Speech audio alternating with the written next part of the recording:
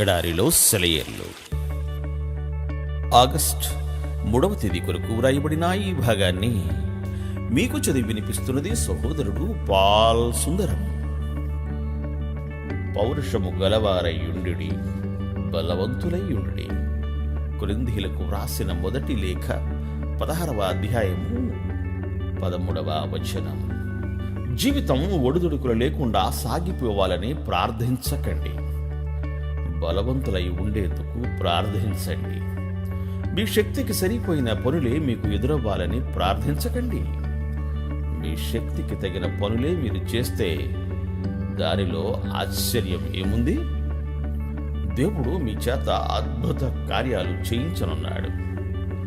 మనం స్థిమితంగా తేలికగా జీవితాలను వెళ్ళబోస్తూ ఉంటే క్రీస్తు మనలను గొప్పవాళ్లుగా ఎప్పటికీ చెయ్యడన్నది గుర్తుంచుకోండి. అలాంటి జీవితం క్రిందకి నడిపిస్తుందే గాని ఔన్నత్యానికి నడిపించదు. పరలోకం మనకు పైగా ఉంది.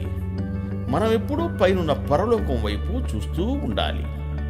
కొందరంటారు, వాళ్ళు త్యాగం, సంయమనం, నిస్వార్థపరత్వం మొదలైన లక్షణాల మూలంగా సాధించదగ్గ శ్రేష్టమైన విషయాల జోలికి వెళ్ళనే వెళ్ళరు.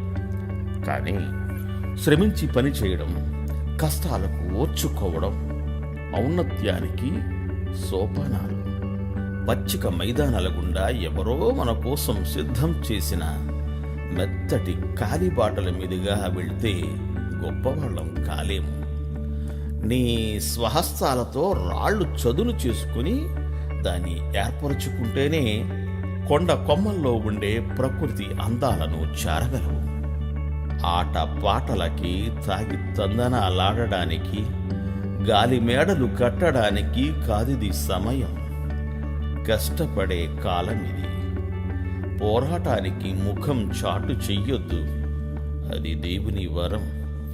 దాన్ని ఎదుర్కొనే బలశాలిగా ఉండు. రోజులు మంచివి కాదు అంటూ నిట్టూర్చకు. ఎవరిది తప్పు? లేచి నిలబడు, ధైర్యం తెచ్చుకో. దేవుని పేరిట గొంతెత్తి మాట్లాడు. సిగ్గుపడకు, బలవంతుడవై ఉండు. దుష్టులు ఎంతగా వర్ధిల్లుతున్నారో చూడకు. యుద్ధమెంత తీవ్రంగా చెలరేగుతున్నదో చూడకు. నిస్పృహ చెందకు, పోరు నుంచి నిష్క్రమించకు.